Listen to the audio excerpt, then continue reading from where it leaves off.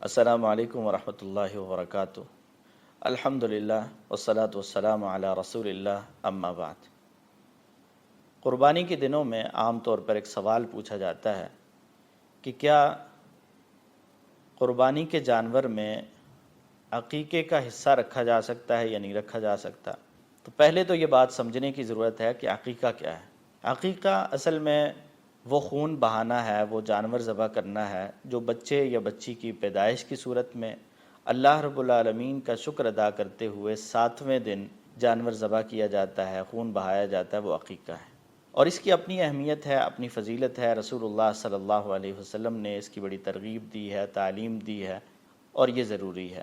لیکن قربانی کے جانور میں اس کو ایڈ کرنا اور قربانی کے جانور میں اس کا حصہ رکھ لینا، کیا یہ شرعاً درست ہے یا نہیں ہے؟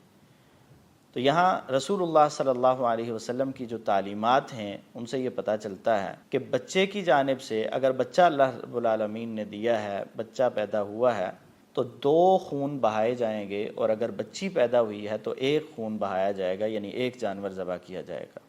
اب اگر اس کو قربانی میں آپ شامل کرتے ہیں تو خون تو نہیں بہا سکے، کیونکہ اگر وہ قربانی کا خون ہے تو پھر عقیقے کا خون کہاں ہے، اور اگر وہ عقیقے کا جانور ہے تو قربانی کا جانور اور قربانی کا خون کہاں ہے؟ تو حکم یہ ہے کہ بچے کی طرف سے 2 خون بہائے جائیں اور بچی کی جانب سے 1 خون بہایا جائے۔ تو اگر اس کو قربانی کے جانور میں شامل کر لیا جائے تو یہ چیز حاصل نہیں ہوتی۔ تو اس لیے قربانی الگ سے ہے، عبادت ہے مستقل طور پر، عقیقہ الگ سے مستقل عبادت ہے۔ تو عقیقے کا جانور الگ ہوگا، قربانی کا جانور الگ ہوگا۔ قربانی میں اگر چھوٹا جانور ہے تو وہ 1 آدمی کی طرف سے ہے، ظاہر ہے، اور اگر بڑا جانور ہے، گائے ہے، بیل ہے، تو اس میں 7 لوگ شریک ہو سکتے ہیں، اونٹ ہے تو اس میں 10 لوگ شریک ہو سکتے ہیں، لیکن وہ سارے کے سارے قربانی والے ہی ہوں گے۔